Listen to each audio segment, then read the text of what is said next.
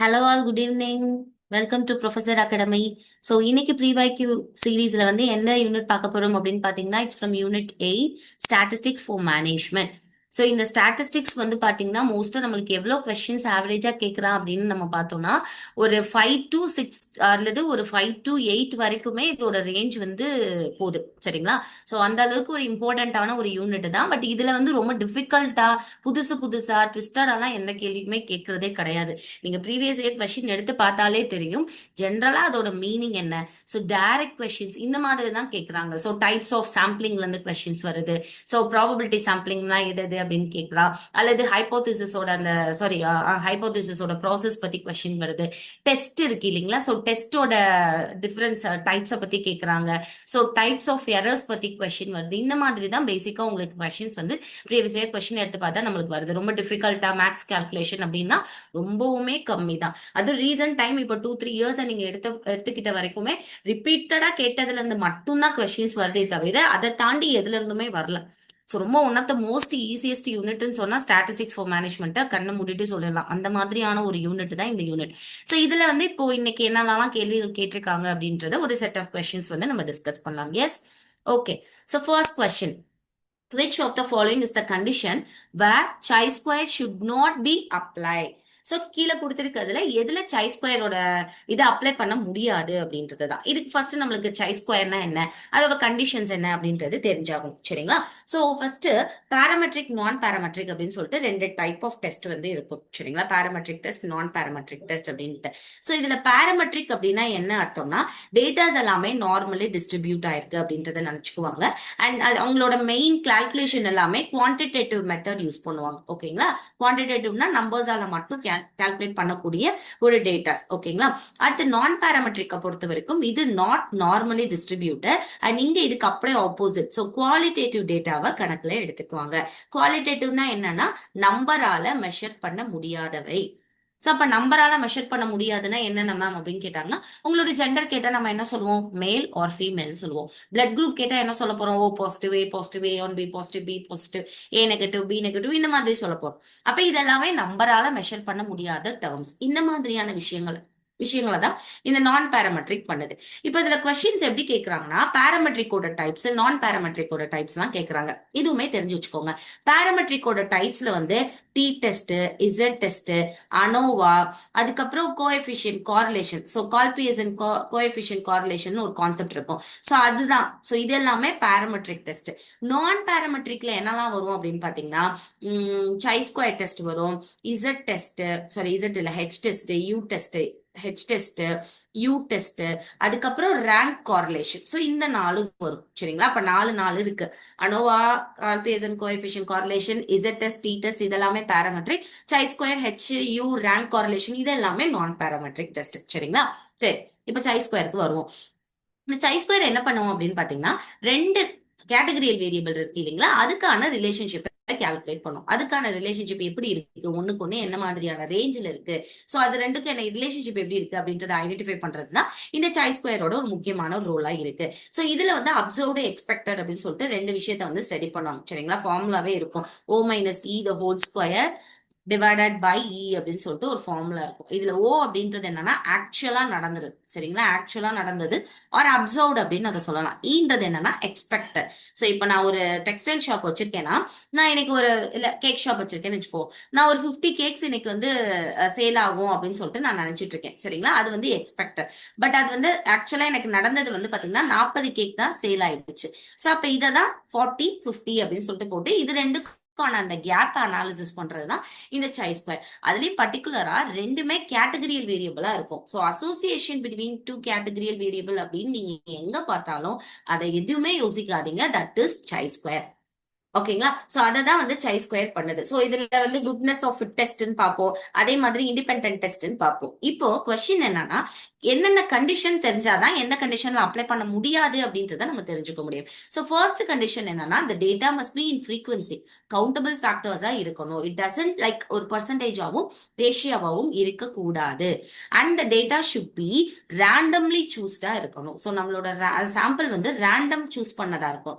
So random sampling, non random sampling ரெண்டு இருக்கும் இல்லைங்களா? அதுல ரேண்டம் மெத்தட்ல சூஸ் பண்ணப்பட்டதா இது இருக்கணும் அப்படின்னு சொல்றாங்க. And sample size should be reasonably large, அதுவும் எவ்வளோ 50 இருக்கணும், 50க்கு மேல இருக்கணும் அப்படின்றது தான் இவங்களோட மெயினான ஒரு நோக்கம். அதே மாதிரி அந்த ஃப்ரீக்வன்சின்னு ஒன்று சொல்லியிருந்தோம் இல்லையா ஃபர்ஸ்ட் பாயிண்ட், அந்த frequency value should not be too small, அதாவது 5க்கு கீழே இருக்கக்கூடாது. அப்ப சாம்பிள் சைஸ் வந்து உங்களுக்கு 50 இருக்கணும், சரிங்களா, மறந்துடக்கூடாது. அடுத்து நம்மளோட அந்த ஃப்ரீக்வன்சி வேல்யூ இருக்கு இல்லையா, should not B below 5. Okay, இது ரெண்டும் ரொம்ப இம்பார்ட்டன்ட், சரிங்களா. அடுத்து இன்னொன்னு எக்ஸ்ட்ரா இதுல தெரிஞ்சுக்கணும், ரூல் அப்படின்னு, சாரி 520 ரூல் அப்படின்னு ஒண்ணு இருக்கு.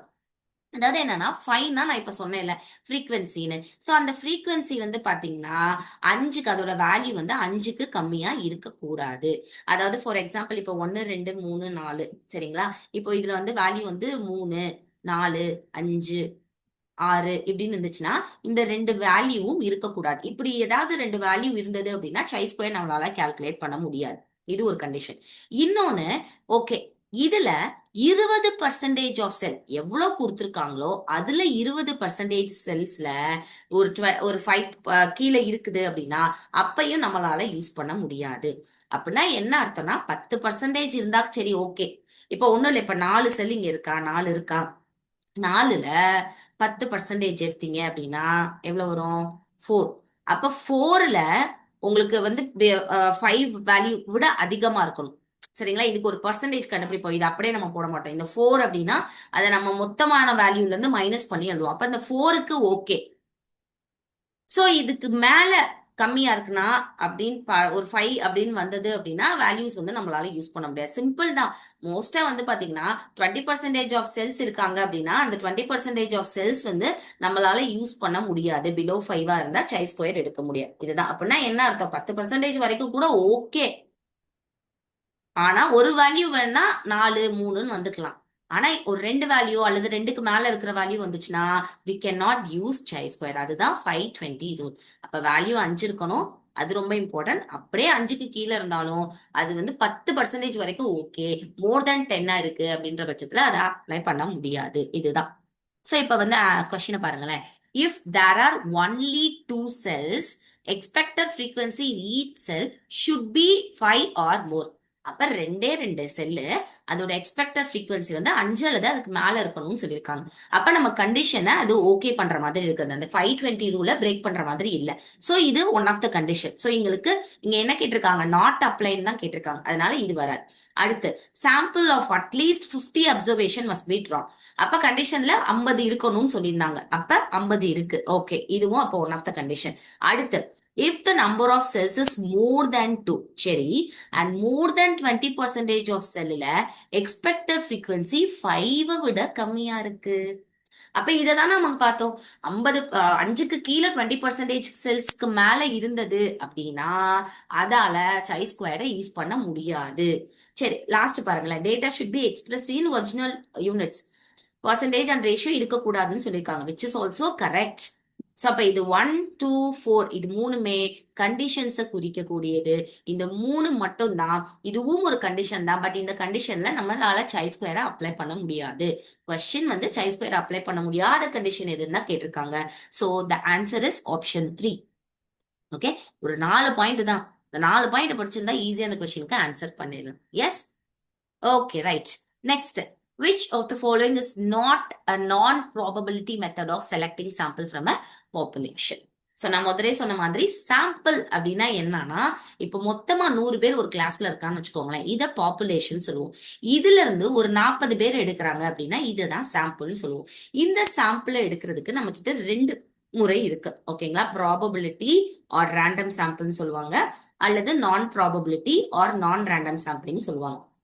இதுல என்ன பண்ணும்னா எல்லாருக்கும் ஈக்குவல் சான்ஸ் கொடுக்கும். இப்ப 40 பேரை நான் எடுக்க போறேன்னு முடிவு பண்ணிட்டேன். இந்த 40 பேரை எடுக்கிறதுக்கு இந்த 100 பேரையும் இன்வால்வ் பண்ணி நான் 40 பேரை எடுப்பேன். பெஸ்ட் எக்ஸாம்பிள் நம்ம ஃபிஷ் பாட் மெத்தடு, லாட்ரி மெத்தடு, அப்புறம் இந்த இதெல்லாம் வைக்கிறாங்கல்ல, லைக் இந்த லக்கி ட்ராலாம் வைக்கிறாங்கல்ல, அது எல்லாமே இன்னும் one of the probability method தான். நான் ப்ராபபிலிட்டியில வந்து ஃபுல் அண்ட் ஃபுல் ரிசர்ச்சர் தான் சொல்லுவார் யார்கிட்ட போய் நம்ம வாங்கணும். இப்ப ஸ்போர்ட்ஸ் பத்தின இன்ஃபர்மேஷன்னா ஸ்போர்ட்ஸ் ஸ்டூடெண்ட்ஸ் கிட்ட வாங்குங்க, கரிக்குலம் பத்தினதுன்னா A+ A கிரேட் வாங்குறவங்க கிட்ட வாங்குங்க அப்படின்னு அவர் தான் டிசைட் பண்ணுவார். சோ இத மாதிரி பிரிச்சுக்கிறாங்க. அண்ட் அண்டர் ப்ராபபிலிட்டி கீழே பாத்தீங்கன்னா நம்மளுக்கு so simple random sampling method, systematic sampling method, strata method, அதுக்கப்புறம் கிளஸ்டர் அப்படின்னு சொல்லிட்டு 4 இருக்கு. அண்ட் இன்னொன்னு வந்து மல்டி ஸ்டேஜ்னு ஒன்று இருக்கும். அது வந்து மிக்சடு வெர்ஷன். இது எல்லாமே கலந்து ஒரு ஒரு ஒரு ப்ராக்ரஸ் தான் இந்த மல்டி ஸ்டேஜ். ஓகேங்களா. நான் ப்ராபபிலிட்டி கீழே என்ன வரும்னா கோட்டா சாம்பிளிங் வரும், அதுக்கப்புறம் ஸ்னோபால் சாம்பிளிங் வரும். ஓகேங்களா. Snowball sampling. அடுத்து வந்து பாத்தீங்கன்னா லைக் கன்வீனியன்ஸ் சாம்பிளிங் மெத்தட், அடுத்து கான்சிக்யூட்டிவ் சாம்பிளிங் மெத்தட், அதுக்கப்புறம் ஜட்மெண்டல் சாம்பிளிங் மெத்தட். இதுதான். சோ கொஸ்டின் என்ன கேட்டிருக்காங்கன்னா நாட் அ நான் ப்ராபபிலிட்டி. அப்படின்னா என்ன அர்த்தம்? ப்ராபபிலிட்டி சாம்பிளிங் என்ன, இதுதான் கொஸ்டின். ஆனா அவன் முன்னாடி இந்த நாட் அப்படின்ட்டு ஒரு வார்த்தையை கொடுத்து நம்ம ட்விஸ்ட் பண்ணிருக்கான். நம்ம என்ன பண்ணுவோம், பாக்குற அவசரத்துல நாட்ன்ற வார்த்தையை நம்ம பார்க்க மாட்டோம். அதனால நீங்க கொடுக்குற அட்வைஸ் பெஸ்ட், நீங்க ஒரு தடவைக்கு 2 தடவை கொஸ்டினை நிதானமா ரீட் பண்ணிட்டு ஆன்சர் பண்ணுங்க. ஓகேங்களா. இப்ப ஜட்மெண்ட் அப்படின்றது இங்க இருக்கு. சோ இட் இஸ் அ நான் ப்ராபபிலிட்டி. ஓகேங்களா. அடுத்து கன்வீனியன்ஸ் ஆல்சோ நான் probability. Multi stage purposive. So purposive அப்படின்றது ஒண்ணும் இல்ல, இந்த மாதிரி அவங்களோட கன்வீனியன்ஸ் ஆர் பர்பசிவ் அப்படின்னு சொல்லிட்டு ரெண்டையுமே நம்ம வந்து மீன் பண்ணலாம். ஸோ ஒரு பர்டிகுலர் பர்பஸ்க்காக நம்ம வந்து எடுக்கிறது. ஸோ அவங்களே வந்து எடுத்துக்குவாங்க. சரிங்களா. ரைட். அடுத்து மல்டி ஸ்டேஜ். ஸோ மல்டி ஸ்டேஜ்ன்றது எது கீழே பார்த்தோம்? It's comes under probability or random sampling method. So இப்படிதான் இந்த மாதிரி பேசிக் கொஸ்டின்ஸ் தான் வருது உங்களுக்கு. நம்ம சாம்பிளிங் டெக்னிக்கை பொறுத்த வரைக்கும் இந்த மாதிரி தான் உங்களுக்கு கேட்கறாங்க. இதெல்லாம் எவ்வளவு சிம்பிளான கொஸ்டின்ஸ். ஸோ அதுதான் நான் சொல்றது. ஓகேங்களா. So the answer is option 3, multi stage sampling. அடுத்து எரர் கொஸ்டின் வந்தாச்சு. So type 1 error, type 2 error. நிறைய ஸ்டூடெண்ட்ஸ் என்கிட்ட பேசும்போது சொல்லுவாங்க, மேம் இந்த எரர் என்னால ஞாபகத்திலேயே வச்சுக்க முடியல மேம், இங்க பாக்குற வரைக்கும் ஓகே, ஆனா நம்ம கொஸ்டின் பேப்பர் பார்த்தா எனக்கு எரர் மறந்து போயிருது. அதெல்லாம் நீங்க யோசிக்கவே கூடாது. எரரை 2ஆ பிரிக்கலாம். Type 1 error, type 2 error. Type 1 எரருக்கு ஒரு ஷார்ட் ஃபார்ம் சொல்லவா? NFA. ஓகேங்களா. NFA அப்படின்னு ஞாபகம் வச்சுக்கோங்க. Null hypothesis, sorry NTR. ஓகேங்களா. எப்படி ஞாபகம் வச்சுக்கோங்க, NTR. சோ அதாவது என்னன்னா நல் ஹைபோதேசிஸ் ட்ரூ, நம்ம அதை ரிஜெக்ட் பண்றோம். இதுதான் டைப் 1 எரர். டைப் 2 எரர்னா என்ன அர்த்தம்? நல் ஹைபோதேசிஸ் ஃபால்ஸ், பட் அதை நம்ம அக்செப்ட் பண்றோம். அப்ப நீங்க ரொம்பலாம் யோசிக்காட்டியும் இந்த 2 டேர்ம்ஸை மட்டும் ஞாபகத்துல வச்சுக்கிட்டா கூட போதும். நல் ஹைபோதேசிஸ் ஃபால்ஸ், அதை அக்செப்ட் பண்றோம். இவ்வளவுதான், வேற ஒண்ணுமே இல்லை. சரிங்களா. அப்ப இந்த மாதிரி 3 வார்த்தையை பார்த்தாலும் அது 2ன்னு ஞாபகத்துல வச்சிடணும். இந்த 3 வார்த்தையை பாத்தீங்கன்னா அது 1ன்னு ஞாபகத்துல வச்சிடணும். அவ்வளவுதான், வேற எதுவுமே இல்லை. ஓகேங்களா. இப்ப டைப் 2 எரர் எதுன்னு கேட்டிருக்காங்க. இப்ப பாருங்க, நல் ஹைபோதேசிஸ் ட்ரூ, அக்செப்ட். அப்ப இப்படி எதுவுமே இல்ல. NTR NFA தான். NFA தான் நம்மளுக்கு வந்து செகண்ட்ல இருக்கணும். சோ இது வராது.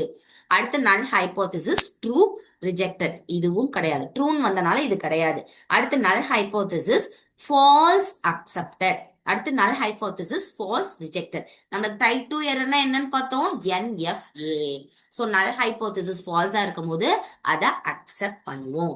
இவ்வளவுதாங்க, ரொம்ப சிம்பிள்.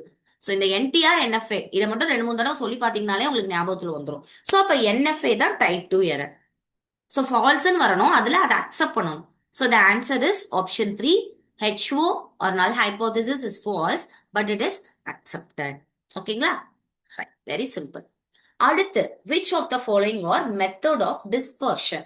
சோ நம்மளுக்கு second concept method of dispersion தான் இருக்கும். ஸோ டிஸ்பர்ஷன்ல வேரியேஷனை வந்து கால்குலேட் பண்ணும். அதாவது நம்மளோட எக்ஸ் வேல்யூஸ் இருக்கு இல்லையா கொஸ்டின்ல, அந்த ஒவ்வொரு எக்ஸ் வேல்யூஸும் அதோட எக்ஸ் பார் வேல்யூ, அதாவது ஆவரேஜ் நம்ம எடுத்து வச்சிருப்போம் இல்லையா, அந்த ஆவரேஜ்ல இருந்து எந்த அளவுக்கு கேப்ல இருக்கு, எந்த அளவு டிஸ்டன்ஸ்ல டீவியேஷன்ல இருக்கு அப்படின்றத தெரிஞ்சுக்கிறது தான் இந்த டிஸ்பர்ஷன். இதை பொறுத்த வரைக்கும் நம்மளுக்கு வந்து முக்கியமா வந்து absolute and relative measure of dispersion அப்படின்னு சொல்லிட்டு 2 இருக்கும். Absolute measure and relative measures of dispersion 2 major heading. ஓகேங்களா. இதுல அப்சல்யூட் கீழே வந்து பாத்தீங்கன்னா range, standard deviation, mean deviation, quartile deviation, so variance, இதெல்லாமே வரும். சரிங்களா. இதெல்லாம் எவ்வளவு சிம்பிள் பாருங்க. இந்த ஒரு ஸ்லைட், இந்த ஒரு பர்டிகுலர் டாபிக் படிச்சா கூட இதை எழுதிடலாம். அடுத்து ரிலேட்டிவ்ல ஒண்ணுமே இல்லை. இங்க நம்ம பார்த்ததுல எல்லாத்துலயுமே கோஎஃபிஷியன்ட்னு போட போறோம். Coefficient of range, coefficient of variance, coefficient of quartile deviation, coefficient of mean deviation, coefficient of standard deviation, இப்படி வரும்.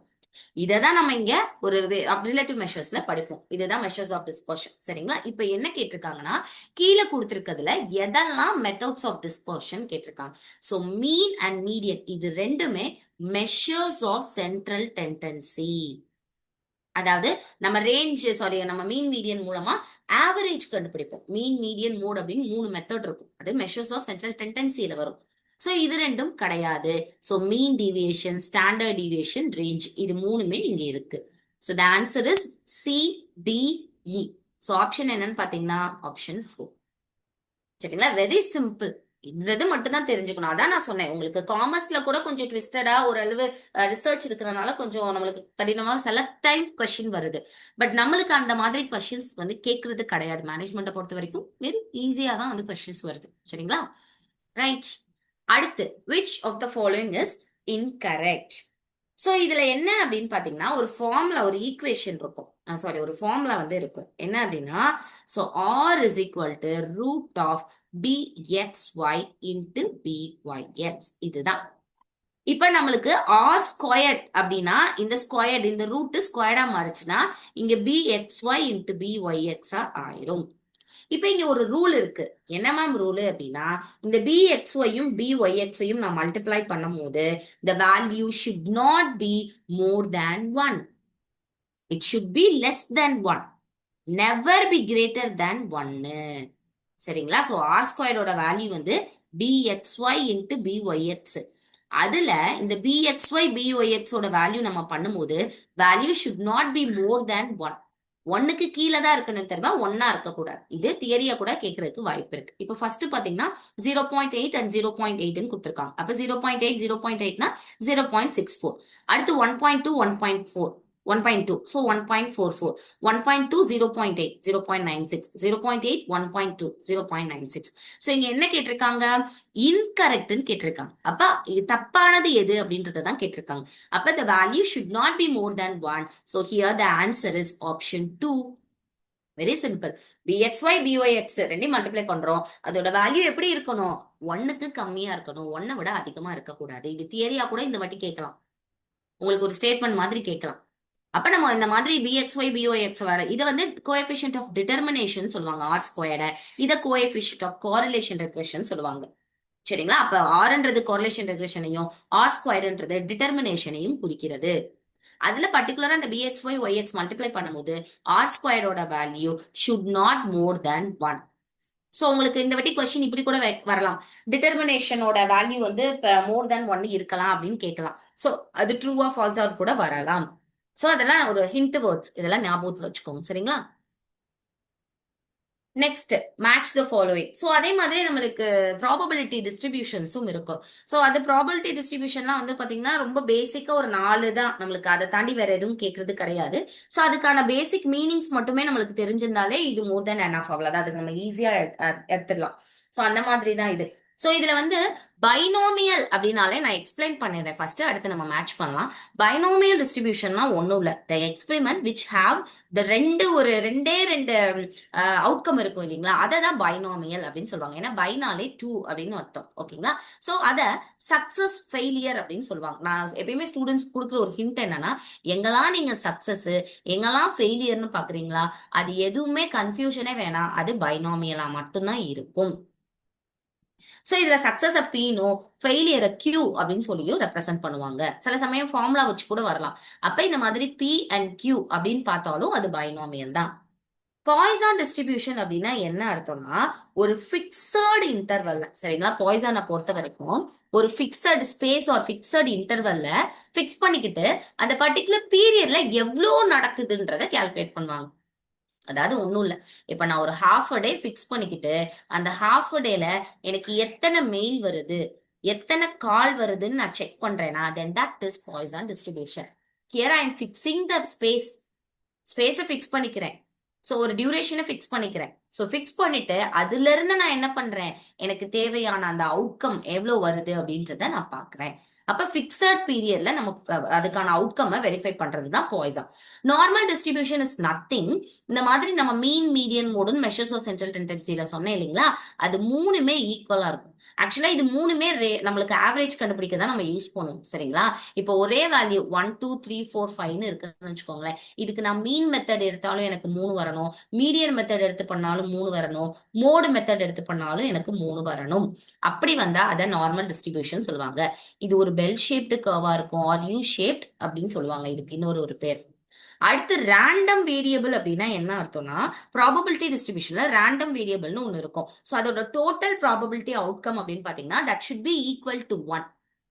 சரிங்களா, அதுதான் ரேண்டம் வேரியபிள் சொல்லுவாங்க. ஸோ ரேண்டம் வேரியபிள் அப்படின்றது வென் அவர் நம்ம அவுட்கம் இஸ் ஒரு பிக்சடா இல்லாது, அது தெரியாம இருக்கும் இல்லையா. இப்போ ஒன்றும் இல்லை, இப்போ ஹெட் டெய்லு ஓகேங்களா, நான் காயினை டாஸ் பண்றேன். ஸோ அதுல நான் டாஸ் பண்ணும்போது நான் சொல்லலாம் ஹெட் விழுகலாம், டெய்ல் விழுகலாம், பட் அது உறுதியா விழுமா அப்படின்றது வந்து பெரிய டவுட். அப்ப பிக்சடா அவுட்கம் இல்லாத போது, அதோட முடிவு தெரியாத போது நம்ம பண்றதுதான் ரேண்டம் வேரியபிள். அதோட ப்ராபபிலிட்டியோட ஈக்குவல் வந்து பாத்தீங்க அப்படின்னா 1க்கு ஈக்குவலா இருக்கணும் அப்படின்றதுதான். சரிங்களா, ரைட். சோ இப்ப பாருங்க, the probability of both success and failure. நான் சக்சஸ் அண்ட் ஃபெயிலியர்னாலே அது என்னன்னு சொன்னேன், பைனோமியல். அப்ப ஏக்கு வந்து பாத்தீங்கன்னா 1. சோ A1 அப்படின்னும் போது 3 and 4 அவுட் ஆயாச்சு. அடுத்து mean of distribution may be negative or positive. So அது நெகட்டிவாகவும் இருக்கலாம், பாசிட்டிவாகவும் இருக்கலாம். So which is normal distribution. ஏன்னா மீன் அப்படின்னு ஒரு வார்த்தை கொடுத்துட்டாங்க, அது ஒரு ஹிண்ட் உங்களுக்கு. ஓகேங்களா, சோ மீன் அப்படின்னு கொடுத்திருக்கனால நார்மல் டிஸ்ட்ரிபியூஷன்ல அதோட ரியல் வேல்யூ இதுவுமே உங்களுக்கு கேட்கலாம். சோ நம்மளுக்கு நார்மல் டிஸ்ட்ரிபியூஷன்ல ரியல் வேல்யூ எப்படி இருக்கலாம், it may be negative or positive and the value of normal distribution is 0. இது ரொம்ப இம்பார்ட்டன்ட், இதுவுமே நோட் பண்ணிக்கோங்க. சரிங்களா, அப்ப பிக்கு வந்து பாத்தீங்கன்னா 3. சோ பிக்கு 3 வர மாதிரினா அப்பயும் தெரிந்து போய்விட்டது. The answer is option 1. அடுத்து sum of all probabilities equal to 1னா நான் என்ன சொன்னேன், ரேண்டம். அப்ப சிக்கு வந்து 4. The probability of occurrence of outcome within very small time period is very small.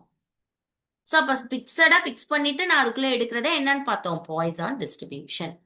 So, the answer is option 1. Very simple, very concept மட்டும் தெரிஞ்சிருந்தா கூட இதுக்கெல்லாம் ஈஸியா நம்ம எழுதிடலாம். Right, okay. Next question. So இதுலயுமே உங்களுக்கு மேட்ச் த ஃபாலோயிங் தான். ஸோ நான் இன்னைக்கு நிறைய மேட்ச் த ஃபாலோயிங் மாதிரி கொஸ்டின்ஸ் தான் எடுத்துட்டு வந்தேன். ஸோ அதுலனா ஒரே இதுலயே நம்ம நிறைய கான்செப்டை டிஸ்கஸ் பண்ணலாம் அப்படின்ற ஒரு இதுல. ஓகே, ஸோ சாய்ஸ் ஸ்கொயர்னா இப்பதான் நம்ம பார்த்தோம், அசோசியேஷன் எடுக்கிறது. இதுல வந்து குட்னஸ் ஆஃப் ஃபிட்டஸ்ட் வரும், குட்னஸ் ஆஃப் இண்டிபெண்டன்ஸ் வரும், அப்புறம் 520 ரூல்லாம் பார்த்தோம். ஸோ அப்புறம் சில கண்டிஷன்ஸ் பார்த்தோம். சரிங்களா, ஸோ அடுத்து வந்து பாத்தீங்கன்னா சைன் டெஸ்ட். ஸோ இதுல என்ன பண்ணுவாங்க அப்படின்னா, ரெண்டு population. So compare the samples from 2 population and samples are matched pairs. So sign data டெஸ்ட்ன்றது one of the non parametric test. இது எதுக்கு யூஸ் பண்ணுவாங்க அப்படின்னா, paired are matched observation. So ஒரு அப்சர்வேஷனை மேட்ச் பண்றதுக்கோ பேர் பண்றதுக்கோ பண்றாங்க. இப்ப 2 பாப்புலேஷனை எடுத்துக்கிறேன், அந்த சாம்பிளை மேட்ச் பண்ணுவேன், அதுதான். ஸோ இந்த சைன்றது எதை குறிக்குதுன்னா நான் பேராமெட்ரிக். சரிங்களா, இது என்ன பண்ணும் அப்படின்னா, பாப்புலேஷன்ல இருந்து சாம்பிளை எடுத்து அந்த சாம்பிளுக்கு மீன் எடுத்து அந்த மீனை மேட்ச் பண்ணுவாங்க. அதுதான் இங்க நடக்குது. அடுத்து குருஸ்கல் வாலிஸ் ஹெச் டெஸ்ட் அப்படின்றது என்னன்னா, ஸோ குருஸ்கல் வாலிஸ் ஹெச் டெஸ்ட் வந்து அனோவா மாதிரி.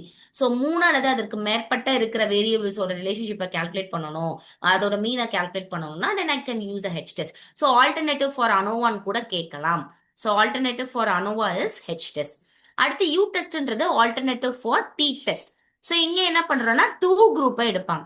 ஸோ இங்க வந்து 3 குரூப்பை எடுப்பாங்க, இங்க வந்து பாத்தீங்கன்னா 2 குரூப்பை எடுப்பாங்க. சரிங்களா, இதுதான். So first பாருங்களேன், the test is applicable when the objective is to compare the samples from 2 population and samples are matched pair. அப்ப pair match பண்றாங்க அப்படின்னாலே அது என்னது, சைனு. அப்ப பிக்கு வந்து 1 வரணும். ஸோ பிக்கு 1 வரணும் அப்படின்ற பட்சத்துல என்னென்ன வரும், ஆப்ஷன் சியும் டியும் கேன்சல் ஆயாச்சு. ஸோ இது மட்டும்தான் இருக்கு. அடுத்து பாருங்க, test is used for comparing the population that require no assumption about the population probability distribution. So ஒரு டெஸ்ட், அந்த டெஸ்ட்டுக்கு வந்து இந்த மாதிரி ஒரு 2 சாம்பிளை பத்தி தெரிஞ்சுக்க வேண்டாம் அப்படின்னு சொல்லியாச்சு. சரிங்களா, அப்ப இந்த மாதிரி ஒரு 2 இந்த மாதிரி ஒரு அசம்ஷன்ஸ் ரிலேட்டடா இருக்காங்க, ஆம்பிள்ஸை வந்து எடுக்கிறாங்க பண்றா அப்படின்னா, ஸோ அப்ப என்ன எடுத்துக்கலாம் அப்படின்னு பாத்தீங்கன்னா, Kruskal Wallis H test. So here they compare the population without assumptions about the population. அதுதான். ஸோ இன்னொரு இதுல ஒரு முக்கியமான பாயிண்ட் என்னன்னா, பாப்புலேஷன் பத்தி எந்த ஒரு அசம்ஷன்ஸும் இல்லாம எடுப்பாங்க. அதுதான். சோ அதாவது நான் உங்களுக்கு பாராமெட்ரிக் நான் பாராமெட்ரிக்லயே சொன்னேன் இல்லையா? சோ இவங்களுக்கு வந்து பாத்தீங்கன்னா எந்த ஒரு அசம்ஷனும் இல்ல, ஸ்பெசிபிக் டிஸ்ட்ரிபியூஷனை பத்தின்னு சொன்னேன்ல, அதை தான் இங்க கொடுத்துருக்காங்க. அப்ப இது என்னது? H test. சோ இதுக்கு வந்து பாத்தீங்கன்னா 2 வரணும். எதுக்கு? சிக்கு வந்துட்டு 2 வரணும். சரிங்களா? சோ அப்படியே பார்த்தோம்னா ஆன்சர் வந்து ஆப்ஷன் ஏ தான். அடுத்து use to compare the means of 2 sample from the 2 independent population. So 2நாலே நான் என்னன்னு சொன்னேன்? Mann Whitney U test. அப்ப அதை நம்ம மேட்ச் பண்ணிக்கணும். அடுத்து குட்னஸ் ஆஃப் ஃபிட்னா அது இதுதான். ஓகேங்களா? ஸோ அப்ப ஏக்கு 4ன்னு தெரிஞ்சு போச்சு. ஸோ மற்றது எல்லாத்தையும் மேட்ச் பண்ணிட்டோம். So the answer is option A. Right? அடுத்து ஹைப்போதிசிஸோட ப்ராசஸ். ஸோ ஹைப்போதிசிஸ்னா என்னன்னா ரிலேஷன்ஷிப்பை கால்குலேட் பண்றது. ஸோ 2 வேரியபிள் இருக்கும், டைரக்ட் அண்ட் இன்டைரக்ட் அப்படின்னு சொல்லிட்டு. அந்த 2 வேரியபிள் ஒண்ணுக்கு ஒண்ணு எப்படி ரிலேட் ஆயிருக்கு, அதாவது நம்மளோட ஸ்டடி ஹவர்ஸ்க்கும் நம்மளோட எக்ஸாம்ல வாங்குற மார்க்குக்கும் ஏதாவது சம்மந்தம் இருக்கா, ஒண்ணுக்கு ஒண்ணு அஃபெக்ட் ஆகிக்குதா, இல்ல ஒண்ணுக்கு ஒண்ணு எது தொடர்பு இருக்கா இல்லையா அப்படின்றத ஸ்டடி பண்றதுதான் இந்த ஹைப்போதிசிஸோட ரூல். ஸோ இதுக்குன்னு தேர் இஸ் சம் ஸ்டெப்ஸ். சரிங்களா? ஸோ அதுல ஃபர்ஸ்ட் நம்ம என்ன பண்ணணும்னா நல் ஹைப்போதிசிஸ் ஆல்டர்னேட்டிவ் ஹைப்போதிசிஸை டிசைட் பண்ணிக்கணும். இது ஃபர்ஸ்ட் ஸ்டெப். சரிங்களா? ஆல்டர்னேட்டிவ் நல் ஹைப்போதிசிஸ்னு. அடுத்து லெவல் ஆஃப் சிக்னிபிகன்ஸ் ஒன்னு ஃபிக்ஸ் பண்ணுவாங்க. அதாவது ஒண்ணும் இல்ல, டைப் 1 எரர், அதை தான் லெவல் ஆஃப் சிக்னிபிகன்ஸ் சொல்லுவாங்க. சரிங்களா? சோ லெவல் ஆஃப் சிக்னிபிகன்ஸை எடுத்துக்கிறோம். அதுக்கப்புறம் அதை டெஸ்ட்டுக்கு கொண்டு போறோம். சோ டெஸ்ட் என்ன அப்ரோப்ரியேட் டெஸ்ட்ன்றதை நம்ம எடுத்து பார்ப்போம். அதுக்கு முன்னாடி வந்து பாத்தீங்கன்னா டேட்டாவை கலெக்ட் பண்ணுவோம். இங்க இருக்கிறத வச்சு நான் சொல்றேன். அதுக்கப்புறம் பாத்தீங்கன்னா டேட்டாவை வந்து கலெக்ட் பண்ணுவோம். அந்த டேட்டாவை வந்து அனாலிசிஸ் பண்ணுவோம். அனாலிசிஸ் பண்ணி டெஸ்ட் எல்லாம் நம்ம வந்து யூஸ் பண்ணுவோம். அந்த டெஸ்டோட முடிவுல நம்மளுக்கு ஒரு பி வேல்யூ கிடைக்கும். இந்த பி வேல்யூவை நம்மளோட ஆல்பா வேல்யூவோட கம்பேர் பண்ணுவோம். லாஸ்ட் டெசிஷன் மேக்கிங் எடுப்போம். இப்படிதான் நடக்கும் இதோட ஸ்டெப்ஸ். சரிங்களா? அப்ப நான் ஃபர்ஸ்ட் சொல்லிட்டேன், இந்த செட்டப் ஆஃப் நல் ஹைப்போதிசிஸ் ஆல்டர்னேட்டிவ் தான் ஃபர்ஸ்ட் வரணும் அப்படின்னு சொல்லிட்டு. அப்ப பி ஃபர்ஸ்ட் வர மாதிரினா வேற எதுவுமே இல்ல, ஆன்சர் வந்து ஆப்ஷன் சி தான். சோ அடுத்து என்ன சொல்லியிருக்கோம்? சோ சிக்னிபிகன்ஸை சூஸ் பண்ணணும். அதுக்கப்புறம் முக்கியமா வந்து பாத்தீங்க அப்படின்னா டேட்டா பத்தி எது கொடுக்கல. அடுத்து அனாலிசிஸ், அடுத்து வந்து பாத்தீங்கன்னா டெஸ்ட், அடுத்து என்ன நடக்குது? டெசிஷன் எடுக்கிறோம். அதை பேஸ் பண்ணி கன்க்ளூஷன் எடுக்கிறோம். ஸோ இப்படிதான் போகும். ஸோ இதோட ப்ராசஸ் ஸ்டோரி மாதிரி படிச்சுக்கிட்டோம் அப்படின்னா இது ஈஸி. சரிங்களா? வெரி சிம்பிள் திங் தான். Right? So next question. So இதே மாதிரி தான் சாம்பிளோட மெத்தட்ஸை வச்சு கொஸ்டின்ஸ் கேட்டிருக்காங்க. சரிங்களா? ஸோ ஃபர்ஸ்ட் என்னன்னா size of all sample strata is equal. அடுத்து information can be provided by few respondents. Information is required from a particular strata of population to obtain a quick information. So first வந்து quota sampling, convenient, இதெல்லாம் என்னென்னன்றதை பார்த்துட்டு போயிடலாம். So quota sampling அப்படின்னா என்ன அர்த்தம்னா ஸ்பெசிஃபிக்கா quota fix பண்ணிடுவேன். ஒரு டிஃப்ரெண்ட் ஸ்டாட்டா, அதாவது ஸ்டாட்டானா ஃபர்ஸ்ட் ஸ்டாட்டாவை கூட பார்த்துட்டு போயிடும். ஸ்டாட்டானா என்ன தெரியுமா? இப்ப நான் ஒரு பாப்புலேஷன் 100 பேர் இருக்காங்கன்னா இந்த 100 பேரை ஏதோ ஒரு சம் கேரக்டர் வச்சு பிரிக்கிறேன். ஓகேங்களா? ஃபார் எக்ஸாம்பிள் மேல் வந்து 50 பேர், மேல் ஃபீமேல்னு பிரிக்கலாம். ஓகேங்களா? மேல் வந்து 60 இருக்காங்க, ஃபீமேல் 60 இருக்காங்கன்னு பிரிக்கிறேன். பிரிச்சு நான் என்ன பண்ணுவேன் அப்படின்னா எனக்கு மொத்த ரெஸ்பாண்டன்ஸ் வந்து ஒரு 50 தேவை அப்படின்னு நினைச்சுக்கோங்களேன். சோ நான் என்ன பண்ணுவேன்னா இதுல இருந்து 25, இதுல இருந்து 25ன்னு எடுத்துக்குவேன். இப்படி நடக்கும் எதுல? ஸ்ட்ராட்டால. இதே விஷயம் தான் கோட்டாலையும் நடக்கும். கோட்டால என்ன பண்ணுவேன்னா இப்ப 100 பேரை 60 40ன்னு பிரிச்சுட்டு பிக்ஸ் பண்ணிக்கிறேன் பர்சன்டேஜ். 50 பேர் எனக்கு வேணும்னா அந்த 50 பேர்ல ஒரு 80% of people should be from male, அடுத்து 20% தான் ஃப்ரம் ஃபீமேல் அப்படின்றத ஃபிக்ஸ் பண்ணிக்குவேன். அப்ப மொத்தம் 50 பேர்ல இங்க 60 பேர் இருக்கா, இங்க 40 பேர், அப்ப இதுல 80% எடுக்கணும், இதுல 20% எடுக்கணும். சரிங்களா? அதுல இருந்து நான் எடுக்கிறது கோட்டா. இதுதான் ரெண்டுக்கான இது. அப்ப ஸ்டார்டால இருந்து ஒரு ஸ்பெசிபிக்கான பர்சன்டேஜ் எடுத்து நான் பண்ணுவேன். ஓகே. அடுத்து ஜட்மெண்ட் அப்படின்னா என்னன்னா இவங்க கிட்ட இருந்து தான் இன்ஃபர்மேஷன் அப்படின்றது நம்மளுக்கு தெரியும். நான் சொன்னேன்ல இப்ப ஸ்போர்ட்ஸ் இன்ஃபர்மேஷன் அப்படின்னா ஸ்போர்ட்ஸ்காரங்க கிட்ட கேட்டாதான் கரெக்டா இருக்கும் அப்படின்றது. சோ அப்ப இவங்க ரிசர்ச்சர் நோ தட். சோ இந்த மாதிரி ஒரு ஃபியூ ரெஸ்பாண்டன்ஸ் கிட்ட மட்டும்தான் நம்மளோட ரெஸ்பாண்டன்ஸை வந்து ரிசர்ச் ரெஸ்பாண்டன்டா இருப்பாங்க, அவங்களதான் நம்மளோட சாம்பிள் அப்படின்னு நம்ம எடுத்துக்குவாங்க. அடுத்து கன்வீனியன்ட் அப்படின்றது ஸோ யாரெல்லாம் உங்களுக்கு ஈஸி டு அக்சஸோ அவங்கள தான் கன்வீனியன்ட். இப்போ நான் ஒரு எம்ப்ளாயியோட ஒர்க் ஸ்ட்ரெஸ் பத்தி படிக்க போறேன்னு வச்சுக்கோங்களேன். இப்போ நான் இன்னைக்கு நைட் ஷிஃப்ட் போறேன்னா நைட் ஷிஃப்ட் எம்ப்ளாயிஸ்ட கேட்பேன். நாளைக்கு பகல்ல போனேன்னா பகல்ல கேட்பேன். இல்ல நாளை கழிச்சும் பகல் போனேன்னா பகல்லே கேட்பேன். அப்ப the thing is யார் எனக்கு கம்ஃபர்டபுள், யார் எனக்கு ஈஸி டு அக்சஸோ அவங்க கிட்ட இருந்து வாங்குறது, அதுதான் கன்வீனியன்ட். சரிங்களா? இப்ப பாருங்களேன், size of all strata is equal. So ஸ்ட்ராட்டான்ற வார்த்தை வந்தாலே நம்மளுக்கு தெரிஞ்சு போகுது, which is stratified random sampling. அப்ப ஏக்கு 4 வரணும். அப்ப இது ரெண்டும் கேன்சல். அடுத்து பாருங்க, so information can be provided by few respondent. அப்ப ஃபியூ ரெஸ்பாண்டன்ட்ஸ்னா என்ன அர்த்தம்? குறைச்ச பேர்கிட்ட இருந்து மட்டும்தான் நம்மளால இன்ஃபர்மேஷனை வாங்க முடியும். அந்த few is decided by the researcher. So அப்ப இந்த மாதிரி ஸ்பெசிஃபிக்கா அவங்க கிட்ட இருந்து மட்டும் கலெக்ட் பண்றது என்னன்னு பார்த்தோம், ஜட்ஜ்மெண்ட் சாம்பிளிங். அப்ப பிக்கு என்ன வரணும், 3 வரணும். சரி, ஓகே. அடுத்து information is required from particular strata of population. அது பர்டிகுலரா ஸ்ட்ராட்டால இருந்து நம்ம எடுக்கிறோம் அப்படின்னா அது என்னன்னு சொன்னேன், கோட்டா சாம்பிளிங். அப்ப இதுக்கான ஆன்சர் ஆப்ஷன் ஏ.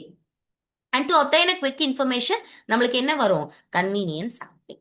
ஸோ இந்த ஒன்று மட்டும் தெரிஞ்சிருந்தா கூட நம்ம ஈஸியா எடுத்துருக்கலாம், நம்ம வேற எதையும் கூட பார்க்க வேணாம்.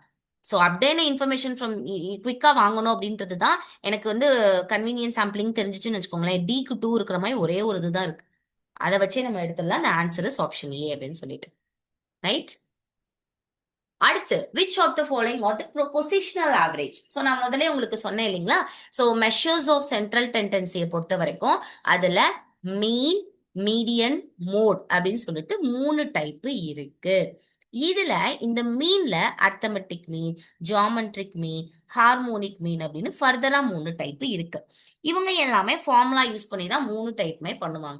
பட் இந்த மீன்ல தான் எல்லாத்தையுமே உள்ளடக்குவாங்க, எல்லா டேட்டாவையும் அப்சர்வ் பண்ணி அதுல இருந்து ஒரு ஆவரேஜே எடுப்பாங்க. பட் இந்த மீடியனும் மோடும் என்ன பண்ணும் தெரியுமா? இப்ப இந்த மீடியன்ல என்ன பண்ணுவேன்னா, டேட்டாவை அரேஞ்ச் பண்ணிடுவேன். இப்போ 1 2 3 4 5 அப்படின்னு அரேஞ்ச் பண்ணிட்டு நடுவுல இருக்க ஒரே ஒரு வேல்யூவை தூக்கி எடுத்து போட்டுருவேன். அப்ப இதை என்னன்னு சொல்றாங்கன்னா, பேஸ்ட் ஆன் த பொசிஷன் நீங்க அரேஞ்ச் பண்ணி அது நடுவுல வந்துச்சுன்றதுக்காக நீங்க அதை ஆவரேஜா எடுக்கிறீங்க. அதனால இதையும் மோட் அப்படின்றது குரூப். ஸோ அந்த குரூப்பிங் டேட்டான்னு சொல்லுவாங்க. அது சம்ல பார்த்தா தான் நம்மளுக்கு தெரியும். அல்லது மோஸ்ட் நம்பர் ஆஃப் டைம் எந்த ஒரு டேட்டா ரிப்பீட் ஆகுதோ, இப்போ ஃபார் எக்ஸாம்பிள் 1 1 2 3 4 5 இருக்குன்னு வச்சுக்கோங்களேன். இதுல மோட் என்னன்னு கேட்டா 1 தான். ஏன்னா இதுதான் 2 தடவை ரிப்பீட் ஆயிருக்கு, மோட் நம்பர் ஆஃப் டைம். அப்ப based on the number of time appear and the middle term வச்சு இதை நம்ம சொல்றனால இது ரெண்டையுமே பொசிஷனல் ஆவரேஜ்னு சொல்லுவாங்க. அப்ப மீன் டைப் எதுவுமே பொசிஷனல் ஆவரேஜ் கிடையாது. ஸோ அப்ப இது ரெண்டும் போயிடுச்சு. அடுத்து மீடியன், மோடு வரும்னு நான் சொன்னேன். அப்ப சி அண்ட் டி வர மாதிரி ஆன்சர் எங்க இருக்கு, இந்த இருக்கு. இப்ப இந்த பர்சன்டைல் வருமா அப்படின்றது நம்மளுக்கு தெரிஞ்சுக்கணும். ஸோ பர்சன்டைல், டிசைல், குவார்டைல்னு ஒண்ணு இருக்கும். குவார்டைல் அப்படின்னா என்ன இருக்கும்னா, ஒரு டேட்டாவை 4 சம பங்கா பிரிப்பாங்க. ஒரு டிசைல் அப்படின்னா ஒரு டேட்டாவை 10 சம பங்கா பிரிப்பாங்க. அதுல P1 P2 P3 P4 அப்படின்ட்டு அப் டு 10 வரை இருக்கும். பெர்சன்டைல் அப்படின்னா என்ன அர்த்தம்னா, ஒரு டேட்டாவை 100ஆ ஸ்பிளிட் பண்ணுவோம். ஸோ அப்ப இதுவுமே P1 P2 அப்படின்னு சொல்லிட்டு 100 வரையே வரும். ஸோ அப்ப இதுவுமே பேஸ்ட் ஆன் த பொசிஷன் வச்சுதான் சொல்லக்கூடியது. So the answer is option இயும் வரும், CDE. அப்ப மீடியன், மோட், குவார்டைல், நம்ம பெர்சன்டைல், டிசைல் இது எல்லாமே பேஸ்ட் ஆன் த பொசிஷன் வச்சு சொல்றனால so it comes under positional average. So the answer is CDE, option D. சரிங்களா? And next question, which one of the following is a non-parametric test? So நான் already உங்களுக்கு சொல்லியிருந்தேன் parametric நான் பாராமெட்ரிக்ல என்னென்ன வரும். நான் பாராமெட்ரிக்ல என்னெல்லாம் பார்த்தோம், choice square test, H test, U test, rank test, இது 4 தான் பார்த்தோம். அப்ப டி டெஸ்ட், இசட் டெஸ்ட் எல்லாம் பாராமெட்ரிக் டெஸ்ட். அப்ப இது வராதுன்னு தெரிஞ்சு போச்சு. சாய்ஸ் ஸ்கொயர் டெஸ்ட் நம்ம ஃபர்ஸ்டே அதான் கொடுத்துருக்கோம். So the answer is option ஏ. இந்த எஃப் டெஸ்ட் அப்படின்றது என்னன்னா, பாராமெட்ரிக்லயும் வராது, நான் பாராமெட்ரிக்லயும் வராது. ஸோ அனாலிசிஸ் ஆஃப் ஒரு வேரியன்ஸ் கால்குலேஷனுக்காக.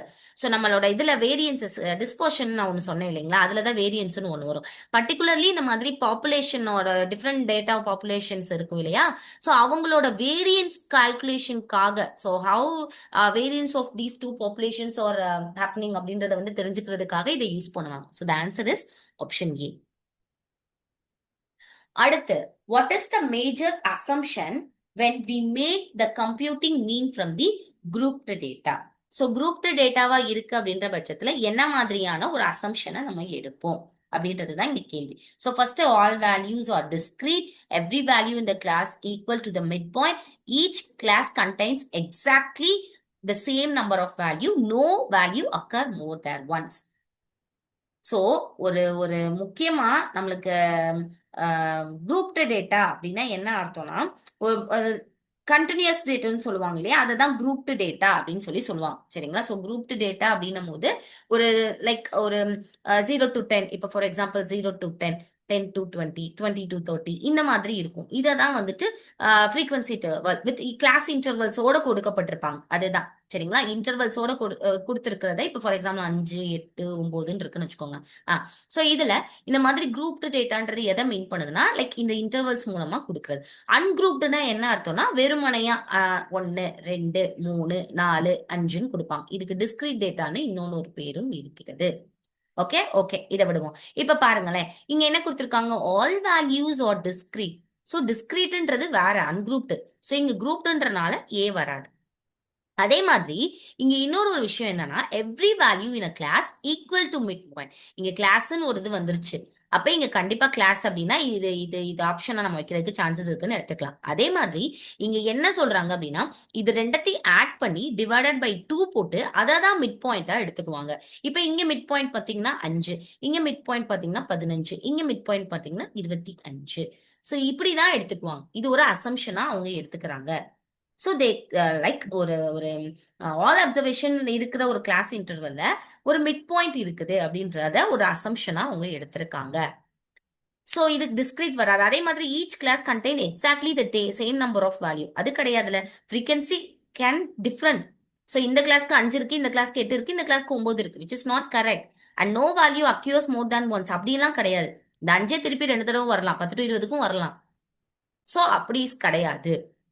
ஓகேங்களா? ஸோ அப்ப இதுவும் தப்பு. அப்ப மெயினான அசம்ஷன் என்னன்னா, மிட் பாயிண்ட் வேல்யூ அங்க இருக்கு அப்படின்றது தான். So the answer is option B.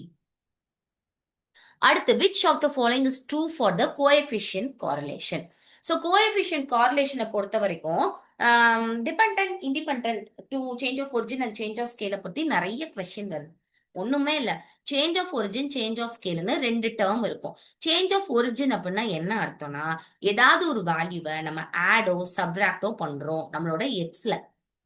சரிங்களா? எக்ஸ் கொடுத்துருப்பாங்க இல்லையா, அதுல அப்படி பண்றதுனால என்ன அது சேஞ்சஸ் ஏற்படுதா இல்லையான்றதுதான் இங்க மேட்ரு. அதே மாதிரி சேஞ்ச் ஆஃப் ஸ்கேல்னா என்னன்னா, எக்ஸ் வேல்யூல ஏதோ ஒரு வேல்யூவை நான் மல்டிபிளிகேஷனோ டிவிஷனோ பண்றேன், அதுக்கு change of scale.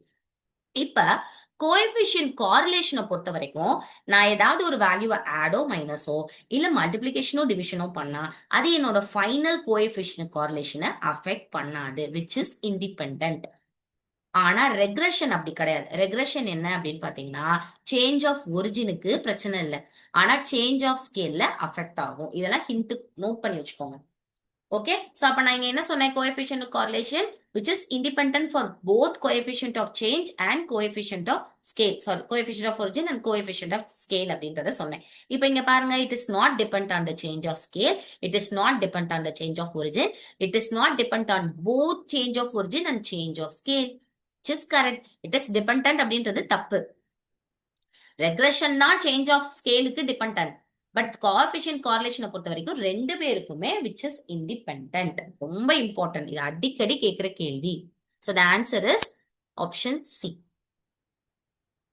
And next, median is the middle most in that set of numbers and mode is not unduly affected by extreme value. So median அப்படின்றது middle value which is correct. ஓகேங்களா? அடுத்து mode is unduly affected by extreme value. So mode median இது ரெண்டுமே extreme வேல்யூவால affect ஆகாது. Extreme value outlier value அப்படின்னு ஒன்று சொல்லுவாங்க. அப்படின்னா என்ன அர்த்தம்னா, ஒரு டேட்டால இருக்க ஹையஸ்ட் வேல்யூக்கும் லோயஸ்ட் வேல்யூக்குமான கேப் ரொம்ப லார்ஜா இருந்துச்சுன்னா அதை எக்ஸ்ட்ரீம் வேல்யூன்னு சொல்லுவாங்க. ஆனா நம்ம மீன்ல மட்டும்தான் எல்லா வேல்யூஸையுமே இன்க்ளூட் பண்றோம். அதனால ஒரு ஹிண்ட், ஸோ மீன் வேல்யூல இருக்கிற எல்லா டேர்ம்ஸுமே எக்ஸ்ட்ரீம் வேல்யூவால அஃபெக்ட் ஆகும். அர்த்தமெட்டிக் மீன், ஜியோமெட்ரிக் மீன், ஹார்மோனிக் மீன். ஆனா இந்த மீடியனும் மோடும் அஃபெக்ட் ஆகாது. சரிங்களா? இதுவுமே ஹிண்ட் நோட் பண்ணி வச்சுக்கோங்க. சரிங்களா? இப்போ இதுவும் கரெக்ட்னு தெரிஞ்சு போச்சு. ஆனா மேல மீடியன் பத்தி கொடுத்திருக்காங்க. மீடியன்னா என்னன்னு சொல்லியிருக்காங்க, கீழே மோடு எக்ஸ்ட்ரீம் வேல்யூவால அஃபெக்ட் ஆகாதுன்னு கொடுத்திருக்காங்க. அப்ப explanation is not correct with assertion. ஓகேங்களா? So the answer is option B. Because போட்டு பார்த்தா இது கரெக்டா வராது. மேல மீடியனை பத்தி சொல்றாங்க, கீழே மோட பத்தி சொல்றாங்க. சரிங்களா? அடுத்து, which of the following statements are true? So first என்ன கொடுத்திருக்காங்க, a good measures of dispersion is unduly affected by extreme value. or extreme observation. அடுத்து standard deviation incorporate the effect of extreme values, thus making is the most reliable measure of dispersion. So first என்ன ஒவ்வொன்றா பார்த்துட்டு போயிடலாம். So good measures of dispersion is not unduly affected. ஏன்னா measures of dispersionலயே நம்ம மீன் எடுத்து பண்ணுவோம். So அப்படி இருக்கிற பட்சத்துல நல்ல ஒரு மெஷர்ஸ் ஆஃப் டிஸ்பர்ஷன் எக்ஸ்ட்ரீம் அப்சர்வேஷனால அஃபெக்ட் ஆயிருக்க கூடாது. This is the one of the ideal character of measures of dispersion. So அப்ப இது வரணும். அப்ப ஏ வரணும் அப்படின்னா இது ரெண்டும் கிடையாது. அடுத்து பாருங்க, அதே மாதிரி standard deviation incorporate the effect of extreme value, thus making it most reliable measures of dispersion. Measures of dispersion ரிலேபிளா இருக்கிறதுக்கு நம்ம it should be unaffected by extreme observation சொல்லிட்டோம். ஆனா கீழே அதோட ஒன் ஆஃப் த டைப்பை கொடுத்து இது இன்கார்பரேட் ஆயிருக்கு எக்ஸ்ட்ரீம் வேல்யூல, அதன் மூலமா தான் மெஷர்ஸ் ஆஃப் டிஸ்பர்ஷன் ரிலேபிளா இருக்குன்னு சொல்லியிருக்காங்க, விச் இஸ் நாட் கரெக்ட். அப்ப பி வராது. ரைட். அடுத்து R squared is always positive and less than 1. நம்ம பார்த்தோம் இல்லைங்களா, நான் சொன்னேன்ல கொஸ்டின்ல வரலாம் அப்படின்னு, இந்த இதுல கேட்டிருக்கான். ஸோ ஆர் ஸ்கொயர்டு அந்த டெட்டர்மினேஷன்ல பார்த்தோம் இல்லைங்களா, R squared should not be less than, sorry should be less than 1, not be more than 1 அப்படின்றத பார்த்தோம். And it should be positive. ஓகேங்களா, விச் இஸ் அ கரெக்ட். அப்ப ஏசி அப்படின்னும் போது தெரிஞ்சு போச்சு இதுதான். அடுத்து non parametric test do not require restrictive assumption. Yes, non parametric டெஸ்ட்டை பொறுத்த வரைக்கும் எந்த ஒரு அசம்ஷனும் கிடையாது. there is no any specific distribution, that is correct. No, அப்ப D யும் வரும். அடுத்து Z test cannot be applied when the population is normal. Can be applied தான், ஏன்னா Z test எது கீழே வரும், பாராமெட்ரிக் கீழே வரும். பாராமெட்ரிக்னா என்ன சொல்லியிருக்கேன், நார்மல் டிஸ்ட்ரிபியூஷன் சொல்லியிருக்கேன். ஆனா இங்க cannotன்னு கொடுத்திருக்காங்க, which is also wrong. So the answer is A, C, D. Yes, so that's all. அவ்வளவுதான், ரொம்ப சிம்பிள் தான்.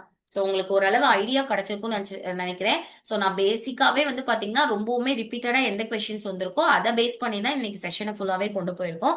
ஸோ ரொம்ப சிம்பிள் தான், ரொம்ப பேனிக் ஆக வேணாம். ஸோ இன்னும் உங்க கையில ஒரு 10 நாள் கிட்ட இருக்கு, அதை ப்ராப்பரா யூட்டிலைஸ் பண்ணாலே கூட மோர் தென் எனஃப், நல்லாவே நீங்க ரிசல்ட்ஸ் எதிர்பார்க்கலாம். சரிங்களா? ஸோ படிக்கிற கான்செப்டை புரியும் படி படிங்க, 2-3 தடவை சொல்லி பாருங்க, நிறைய மார்க் எழுதி பாருங்க. ஸோ ப்ரீவியஸ் கொஸ்டினை மேம் சொல்ற மாதிரி நல்லா அதை வந்து நீங்க ஸ்ட்ராங்கா அதை போய் உட்காந்துருங்க. ஸோ அப்பதான் உங்களால வந்து நிறைய ஏர்ன் பண்ண முடியும். லைக் ஒவ்வொரு வாட்டியும் ஒவ்வொரு மாதிரியான கொஸ்டின் கேட்டிருப்பாங்க, ட்விஸ்டடா வந்திருக்கும். ஸோ அப்ப நீங்க அதை படிக்கும் போது அதுல இருந்து நிறைய விஷயங்களை நீங்க கேதர் பண்ணலாம்.